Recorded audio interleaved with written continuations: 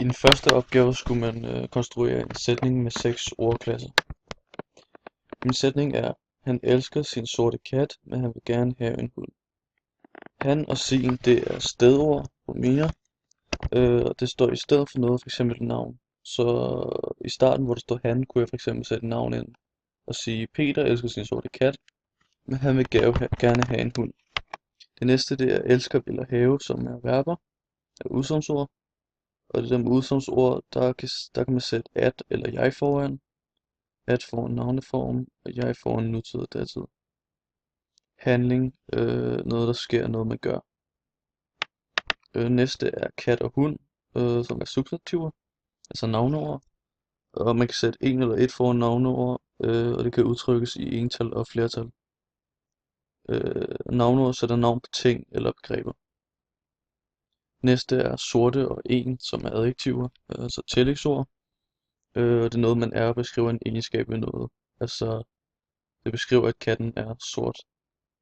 Det næste er gerne, som er verbier, biord, og det fortæller noget om en handling, altså han gerne vil have en hund.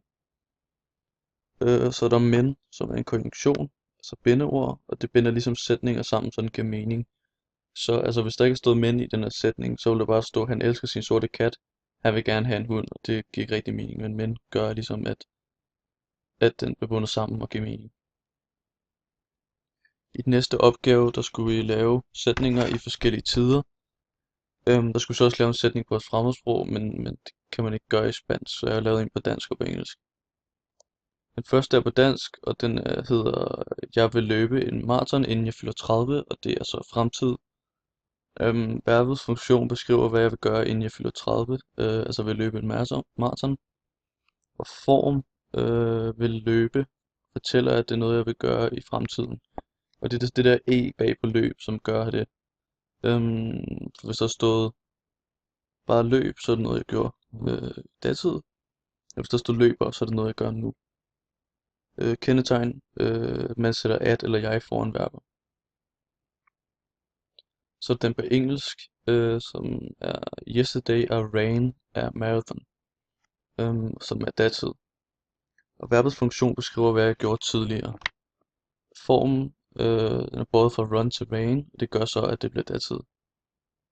Kendetegn, sætte I foran og kan bøjes i regelmæssigt og uregelmæssigt. Så er der sætningsanalyse bestanddele, som var tredje opgave. Min sætning er: drengen gav pigen blyanten i går. Og drengen er så subjektet, gav det er verballeddet, pigen det er dativobjektet, og blyanten det er så objektet, og i går er verbialleddet. Den anden sætning er: den sultne mand har spist maden, og det gjorde han i går. Manden er så subjektet, har spist, altså et sammensat verballed, i stedet for bare at sige, den sultne mand spiser, så man så ikke har spist, som gør, at det bliver sammensat. Så er der subjektsprædikatet, som er sultne, og er verbialleddet, som er i går. Og de to sætninger her er begge to med transitive verber, fordi det har et objekt.